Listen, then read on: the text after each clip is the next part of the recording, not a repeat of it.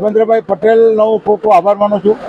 રાજ્ય સરકારના કેબિનેટ મંત્રી શ્રી કુંવરજીભાઈ બાવળિયાજીનો પણ હું આભાર માનું છું કે આ જે સૂત્ર છે ભારતીય જનતા પાર્ટીની સરકારનું સૂત્ર છે, જ્યાં માનવી ત્યાં સુવિધા, એ સૂત્ર આધારિત આ કાર્ય સંપન્ન થયું છે.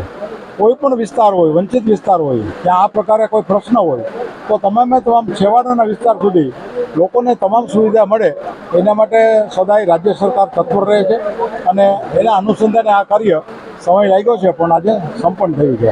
હવે આ વિસ્તારના લોકોને ધોરાજી નગરપાલિકાની જે ગટર, રસ્તા, લાઇટ વગેરે બધી સુવિધા મળવા પાત્ર થાય અને એની તાત્કાલિક કાર્યવાહી થાય એના માટે મેં નગરપાલિકાને અને એના વહીવટદાર લીખિયા સાહેબને પણ રજૂઆત કરી છે.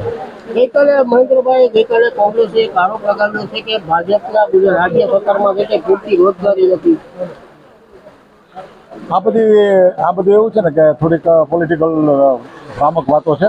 આજે રોજગારીના સંદર્ભમાં જોઈએ તો આપણે ડાયરેક્ટલી ઇનડાયરેક્ટલી અસંખ્ય રોજગારીના નવા સોર્સિસ ઊભા થયા છે. આજે તમને જે સ્ટાર્ટઅપ યોજના છે, હું એજ્યુકેશન સાથે સંકળાયેલો છે, તો સ્ટાર્ટઅપ યોજના અંતર્ગત કે જે 2014ની અંદર જે લગભગ 60,000 સ્ટાર્ટઅપ હતા એ આજની તારીખે લગભગ લાખોમાં, એક્ઝેક્ટ ફિગર મને ખબર નથી, નવા સ્ટાર્ટઅપ થયા છે. અને સ્ટાર્ટઅપ આધારે એવા લોકો એવી રોજગારી સંપન્ન થાય કે જે લોકો રોજગારી માંગતા હતા એ રોજગારી આપનાર બને છે.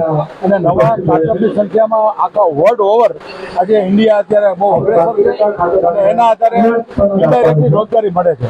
જયેશભાઈ જે છે થોડો કરશે કે એ બાબતે એ વિષય તો સામાજિક છે, એમાં મારે કંઈ કહેવાનું હોય નહીં.